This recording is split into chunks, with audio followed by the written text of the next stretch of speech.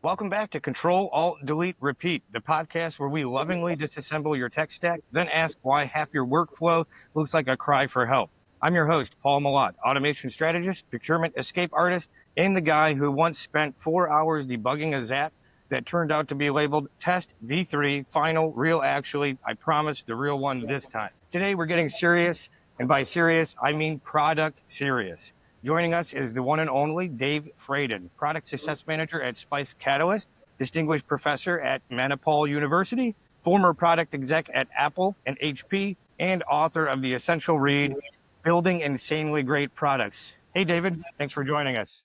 Glad to be with you. Well, David's also a certified flight instructor, which makes sense because he's been flying above the rest of us here in product strategy for about 50 years. I think this is that's a good segue to get started here. In my opinion, David, the best spot to start sometimes is the end. So let's start where most dreams end, right? The failure of a product post-mortem. What are some of the real reasons that products flop, in your opinion? Well, they failed to follow one or more of what I've identified as the 5 keys to product success, which is summarized as a mnemonic in my company's name, Spice Catalyst. Okay. Where the S stands for they failed to have a product market strategy before they developed the product. The P says that they don't have repeatable product development processes so they can move up the maturity curve and enhance the chances of product success. Okay. The I means they don't have the information available in order to make informed decisions. The C is perhaps the most important part, and that's the customer.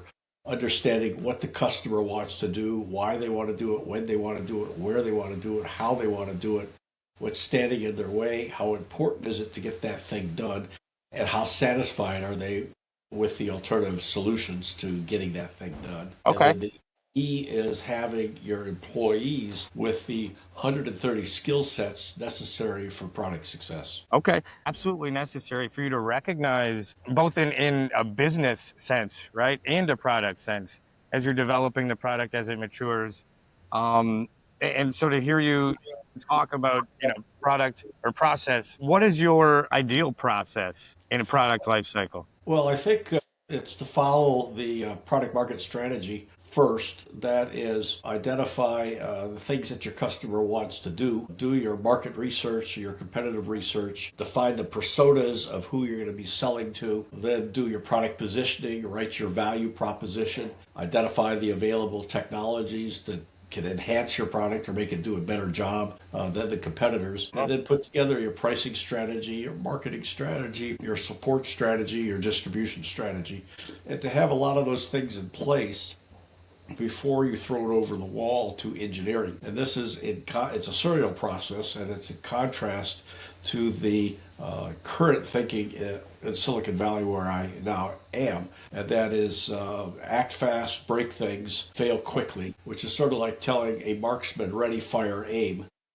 Yeah, which is right. silly. And the chances are you'll ready, fire, aim, and you'll destroy all of democracy with your social Facebook media or your Twitter social media. Sure. I mean, that's a respect for a process in a way that you have to have to. But what I hear, I'm going to tease you a little bit, was a lot of pencil whipping. And I say that because my co-founder, every time that I go, I mean, I have being classically trained as a doctoral candidate right now at the U of M, represent Go Wolverines. And, my co-founder says I spend a lot of time strategizing, And for me, that's documentation and it's process. It's respect of the process. And I want to say, he has that shoot from the hip, ready, fire, aim mentality. There's something to be said about, I think, the yin and the yang there to help push a product forward. Do you agree, or you think that, it's got to be one way or the other? Well, it's got to be the way I just described. An organized Okay. process, having a product market strategy together first. If I had a nickel for every time a company has asked me to come in and find customers for their product, I'd be a multimillionaire. Sure. But in a lot of startups, the founder entrepreneur thinks they're smarter than everybody, and they don't want to take the 1 to 6 months that I estimate it'll take to put together a product market strategy. They just want to start developing the product and shipping the product. And so I call it a rush to failure. Sure. I mean, well, cash is king. How do you balance that out as a leader and avoid being the bottleneck or the the irrational, the data, right? Avoid the data, avoid what it's saying. How do you balance that? Well, you do your product market strategy, put that together first, and then you hire the engineers rather than hiring the engineers. Example of that was after I took over the Apple III product line at Apple in 1983, the marketing people and the product management people at Apple could not tell me who the product was built for and what Sure. it is that I was going to do. So I went downstairs into the engineering den in the Triangle building along Highway 280 and Lawrence Expressway in San Jose and talked to Jeff Raskin, J.E.F. Raskin, who was the architect of the Apple III. And then he was also the architect later of the Macintosh. And I said, Jeff, who did you have in mind when you built this product? And he told me exactly who he was thinking of. He says, oh, by the way, you're the first person from marketing to come down here and talk to us in engineering. So Sure. as a Sure. result of that gap between who the engineers have in mind to build the product for and what the marketeers are going to go market the product to, if the gap there, the product's going to fail. Yeah, they got to be married for success. Then I mean, so you're talking communications and a lot of different, I think, specialties where you say the E, right, in spices, having the 130 different qualifications in your tool belt, whether it be human resources and so on, employees or whatever. Speaking of human resources and employees, how do you see AI impacting, other than maybe a cycle shrink? How do you see AI impacting product management? It's going to be impacting it significantly.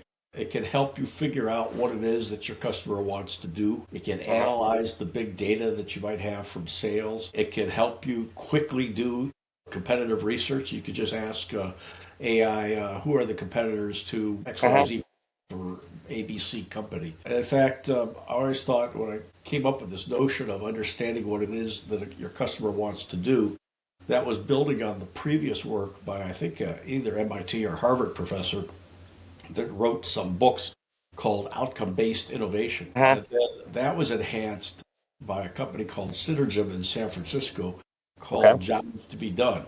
Well, I found both of those too big, too macro to understand what it is the product needs to do for the customer. So I break down the jobs to be done to the key questions about what it is that your customer wants to do. Okay. So I thought what would be interesting back around 2015 is to ask product managers and anybody in the world to contribute to what I call a doapedia, which would be like a Wikipedia listing all the things that people do and listing all the things that companies do. And it occurred to me just the other day that maybe I'll just ask my AI agent, I use Perplexity, what is it that people want to do? And it came back and categorized them in like 8 categories. One of them Okay. is just living, and that is eating, drinking, sleeping, healthcare, and that kind of thing, and went on and on. And then I said, okay, which of these things can AI do? And about half of them AI could do for you, like writing, Sure. creativity, composing music, that kind of stuff. Sure. So those are the areas that AI is going to significantly impact what a product manager does. I like that. So I mean, and a lot of that, I guess, is busy work, I hope. And that's really what in my organization, A24, what we alleviate is the busy work using different automations with artificial intelligence, in combination, to just enrich the data or calculate big sets of data, for example. That's all the stuff I can imagine, and I've had before. We've all had it, 8 Excel files, experience that pain ever again, matching the column names or something. Hopefully, hopefully. So I'll be honest, in my experience between my master's is in project management, and I have a very hard time delineating between project management and product management. And there's a few reasons for that. And it's because, my background being embedded in automotive, it's very process driven, right? The ultimate process in automotive is a PPAP, your production parts approval process. You get that done, you're qualified, you're ready to go. And how do you blend the two? And you have this agile, iterative MVP1, MVP2, but you have a rigid process that projects go through, right? Is there a blending? Do they need to be treated differently? Absolutely. Okay. Project management has little to do with strategy, Okay. and a strategy is a plan. And a product market strategy is a product market plan. It's a plan for where is the product now and where's it going to go? Okay. What kind of customer are you going to be targeting? And in the design studios of the automotive industry, they're trying to figure those things out. In Yep. fact, at the point in which there was a group at Intel, of all places, that would go out and study what people would do with their cars. And they would stop people and have them take everything they have out of their trunk, and then they would organize it into some sort of understanding of what people are doing with their cars. So Sure. that's why one type of car appeals to one segment of the market, and Mhm. another type of car appeals to another segment of the market. One need only look at, I've got a Honda S2000, which was built on the bed of a Formula One racer by Honda. And people near me here in Silicon Valley drive a Tesla truck. And we're Right. completely different people. Interesting. So the product manager thinks, how do I satisfy that person and have a modular build from a cost perspective to deliver product A, B, my Honda brand A. And the project manager is just more worried about the timeline and do I have the tooling in place and the execution of it? Yeah. Yeah, and sometimes there's crossover. For example, one of the ways I got my job as the business unit manager for the Apple III is that I was on a ProDOS development committee for a Uh-huh. new operating system for the Apple II. And historically at Apple and many other companies, they never ship the code, the software on time. This was a whole new operating system. I forget, I think Sure. it had like 1.5 million lines of code. So I found that the Apple Lisa, being a graphical computer, was really helpful in drawing a Gantt chart, Gannt, Uh, which I became familiar with when I did some work in the aerospace industry, getting funding for the space shuttle. NASA invented the Gantt project management charts in like 1955 or 56. Okay. So I would draw it out. It had 25 lines on it, one line for each member of the development task force, and then a vertical line for that date. And it showed graphically to everybody on the team who is ahead of schedule, who is behind schedule, and who's right on schedule. And with that accountability to the entire project team, I bet Dick Houston that he would never deliver on time. And he says, "Okay, I'll bet you." And he had these three rare coins. I forgot what I bet, and he shipped it 3 days late. And I Nice. said, "Oh, that's pretty damn good." But he still insisted on giving me the coins.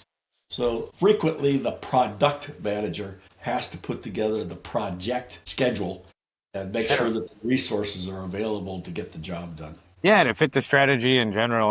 Okay, no, that's perfect. I think two things we have to ask. It's Control Alt Delete, Control Alt Repeat. So, what are some things in product management you would delete that happen frequently today? Well, it's now being separated into product owners, product managers, and product operations. And I think to some extent that's helpful because the product operations is doing all the grunt work and frees up the product manager to do the strategy, which is the more creative, higher level thinking kind of job. It requires a more skilled, more experienced person. Okay. So that might be helpful if they allow the product manager to focus on the strategy, and if management, even up to the C level, recognizes the value of having that studied and put together and doesn't overrule it based upon some instinct Sure. that the senior management might have. Okay, so you're saying you might delete that approach, or no, you'd continue to repeat it if C level appreciates. Yeah, it's important if you clearly define the authorities and responsibilities for the product owner, the product manager, and the product operations person. Yeah, it goes back to what you were saying about accountability in the first part, using a Gantt chart to display accountability, right? Yeah, Perfect. and in those organizations that use Agile, the product owner generally runs the scrums and Uh-huh. is responsible for the schedule of the scrums. But frequently, companies bastardize that and they have the product manager do that. Sure. So they've got a product owner as the same as the product manager and vice versa. And the product manager then never has enough time to do strategy, which is Sure. the key to the product success. Yeah, yeah, absolutely. Okay, so where can people find you when they want some product guru advice? Well, you can go to my website, which is spicecatalyst.com, or you can find the books that I've written, building assembly grade products. And then on the topic we were just talking about, I have another book called Organizing and Managing Insanely Great Products, and it goes into all those things. Wiley has published a book of mine that I wrote. It's a little 798-page pamphlet called Successful Product Design and Management Toolkit, and it covers all of these subjects in great depth, along with exercises, samples, and quizzes. And those can be found if you go to my website, and there'll be links there to Amazon, or you could just search for my name on Amazon, any place in the world, and hopefully a list of the books that I've written will pop up. Perfect. I appreciate that. And then for traditional purposes, we generally ask a question about squirrels. You get an interesting one. Squirrels are fast, they're scrappy, they always collect things, they forget later. What business function best represents a squirrel? Nothing. Damn. I'm trying to. I have a couple decks on my townhome in Los Gatos, and I have tomatoes and other vegetables growing there. And the little squirrels leap out of the trees and take my tomatoes away. And I just found that they don't like the smell of coffee. So Sure. I take my coffee grounds after I make my morning coffee, and I've been spreading it into the beds of my grow boxes that I built in order to deter the squirrels from eating my tomatoes. Boyd, grab a copy of his book, Building Insanely Great Products, or his 798-page pamphlet about product development. And do yourself a favor, check out some of his boot camps at Spice Catalyst, and consider retiring the phrase MVP if you don't actually mean that you're building a viable product. If this episode sparked anything, like a mild existential crisis, leave a review, please, and tag us at Automations24. Until next time, thank you, David. Appreciate you. Thank you.